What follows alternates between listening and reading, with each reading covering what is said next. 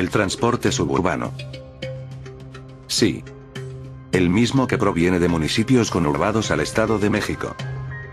Son utilizados diariamente, transportando una gran cantidad de usuarios a distintos puntos. Se sabe que el transporte es operado por las concesiones otorgadas por el Estado de México. Pero su servicio es muy malo.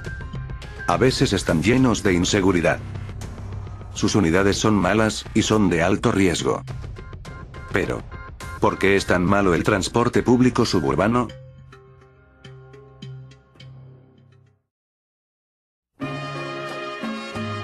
Eran los 50s.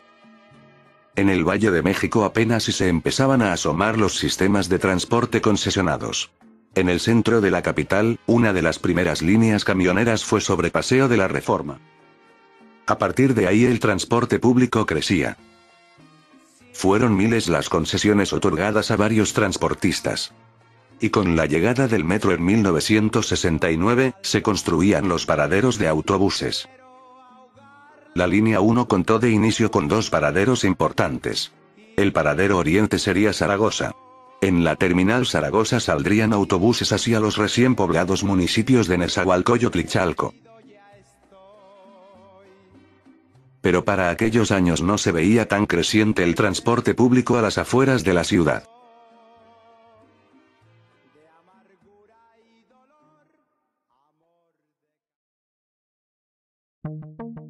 En los 80s, se creaba Ruta 100.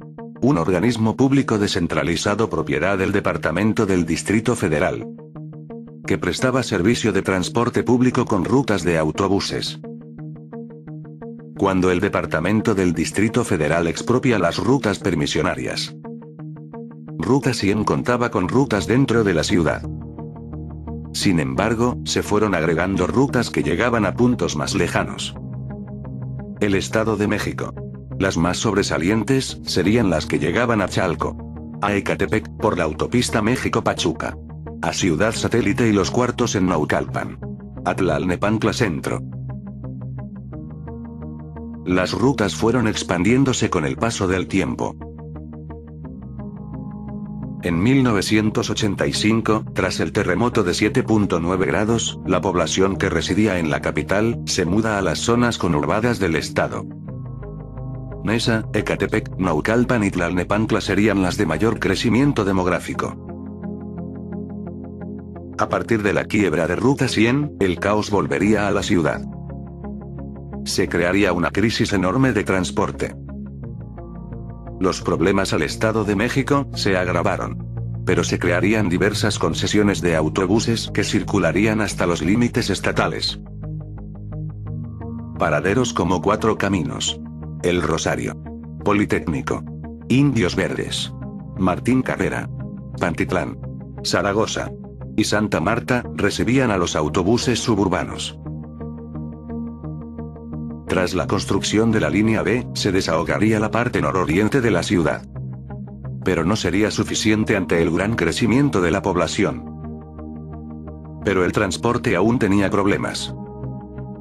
Tras la creación de la jefatura de gobierno, el transporte suburbano tuvo problemas. Debido a esto, los camiones que provenían del estado no podían traspasar fácilmente el límite estatal, así como los autobuses provenientes de la capital. Es por eso que en 1998, se crea un acuerdo por el cual los gobiernos del Estado de México y el Distrito Federal permiten el paso de las diferentes rutas de cada entidad, por lo que se crea la placa metropolitana. Esto trata de acabar con el problema de la invasión de rutas y que el pasajero pueda tomar solo un transporte, en vez de tener que transbordar en la frontera entre ambas entidades. Pero a partir de ese momento, los transportes podrían circular sin ningún problema.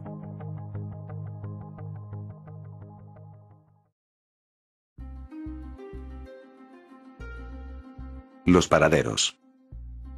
Incluso estaciones diversas del metro como Tacuba, Ferrería, Aeropuerto, o Potrero, recibían los autobuses que venían de los estados de México cercanos a la ciudad. El transporte estaba conformado de la siguiente manera. La población de los municipios de Toluca, Huixquilucan, Lerma, Xonacatlán, Naucalpan, Tlalnepantla, Atizapán de Zaragoza, Cuautitlán Izcalli y Tepozotlán, llegaban al paradero Cuatro Caminos, Observatorio y algunos a Chapultepec.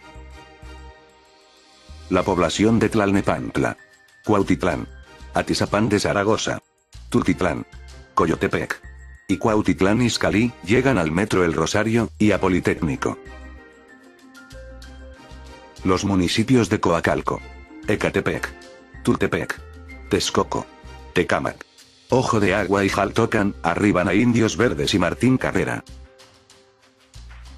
A Pantitlán, Zaragoza, Aeropuerto y San Lázaro llegan autobuses de municipios de Chimalhuacán, Netzahualcólotl, Ecatepec y Chalco. Y para la zona de Santa Marta y La Paz, autobuses que van hacia Chalco, Valle de Chalco, Ixtapaluca, Texcoco y Chicoloapan. De estos municipios, los 5 más poblados e importantes son Ecatepec, Tlalnepantla, Naucalpan, Chalco y Netzahualcoyotl.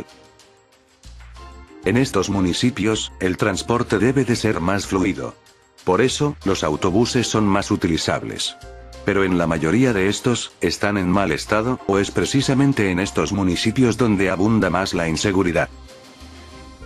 El transporte es un caos. Vialidades como el Periférico Norte, la Vía Morelos o la Autopista Federal México-Puebla, tienden a ser invadidas de este tipo de autobuses. El problema se agrava en horas pico. Generalmente la población del Estado de México utiliza estos medios para dirigirse a sus lugares de trabajo o escuelas. Es por eso que algunos paraderos como Indios Verdes o Cuatro Caminos son sobresaturados hoy en día. Pero la culpa no es de la población, sino del organismo que opera el transporte público en el Estado de México. La actual Secretaría de Movilidad del Estado de México es quien ha otorgado las concesiones de autobuses a varios transportistas de la zona conurbada. Algunas de las empresas de transporte más importantes en la entidad son Autobuses Peralvillo Tlalnepantla, Autobuses México Coyotepec y anexas, Línea México Tacuba Huixquilucan y anexas, Transportes Águilas de Naucalpan, Enlaces Interestatales del Estado de México Ruta 76, Autobuses México Azcapotzalco y Tlalnepantla, TMZT Zumpango, Autobuses México Melchor Ocampo Sociedad Anónima, Rápidos de Tlalnepantla, Autobuses México Tlalnepantla, Autobuses Guadalupanos Sociedad Anónima, Autobuses del Valle de México Sociedad Anónima de CB, Autobuses Santa María hasta Huacán, Autobuses del Noroeste y anexas Sociedad Anónima de CB.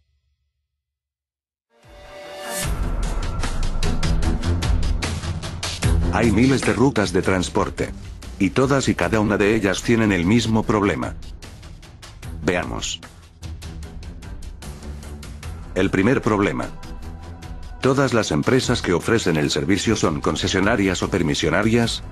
Es decir, que la entidad no cuenta con una empresa centralizada que ofrezca el servicio, de allí la carestía del mismo. Digamos que el servicio del transporte público no es tan público, sino que se rige por las leyes del mercado. Es un negocio más, no un servicio que busque satisfacer las necesidades de movilidad de los usuarios.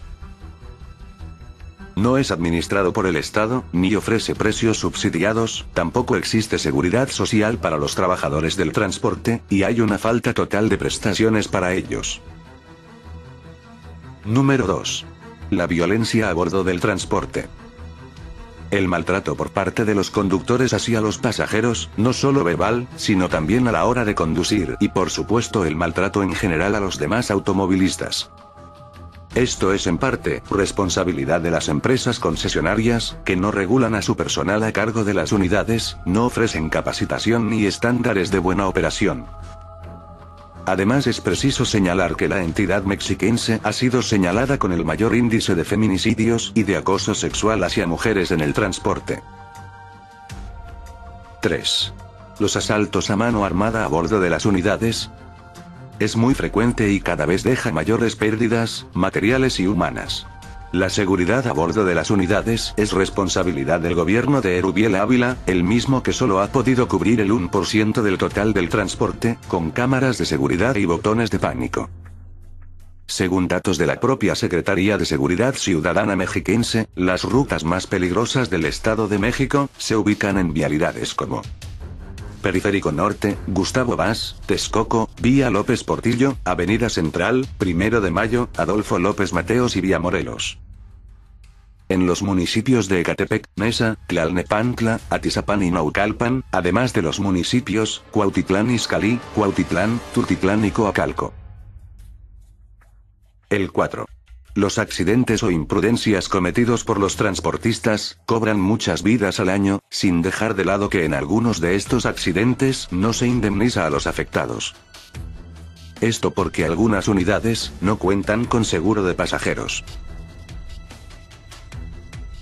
Número 5. El parque vehicular es muy alto, excede la demanda. Lo que provoca caos vial en las horas pico. Existen en circulación 161.980 unidades del servicio público de pasajeros. Lo que a su vez ocasiona la difícil regulación por parte de Secretaría. 6. Mala planeación en las rutas de transporte público. 63% de los mexiquenses ocupa de 2 a 4 transportes en sus recorridos, mientras que 31% emplea 5 o más. La entidad mexiquense deja de generar cada día 30 millones de pesos, debido a 1.5 millones horas hombre desperdiciadas en traslados al Distrito Federal. Un usuario con un recorrido normal, casa-trabajo-casa, puede tardar en el tráfico aproximadamente 4 horas de su día. Y el número 7. Altos costos en las tarifas. 8 pesos por los primeros 5 kilómetros. 20 centavos por cada kilómetro adicional excedente de la tarifa inicial. Es decir que un habitante de Zumpango gasta entre 70 y 80 pesos al día para movilizarse hasta los paraderos más cercanos del metro, como Cuatro Caminos o El Rosario. Un estudiante, de nivel superior, que vive en esta entidad y que se traslada a otro punto de la misma, para asistir a sus clases, gasta en promedio de 30 a 40 pesos diarios. Todo esto agrava el problema dentro del transporte del Estado de México. Y eso que solamente estamos hablando de la zona metropolitana.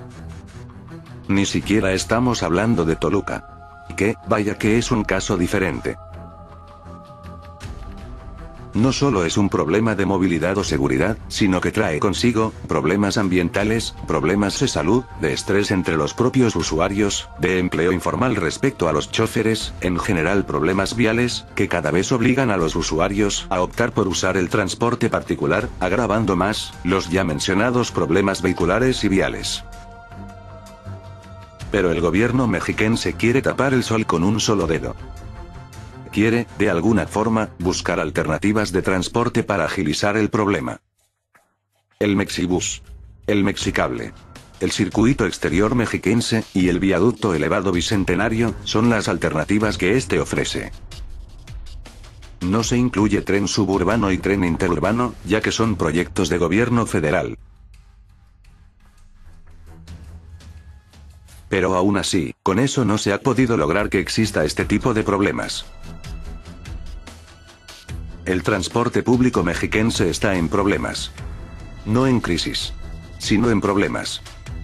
¿Y quién tiene que pagar todo esto? Los habitantes de los municipios conurbados.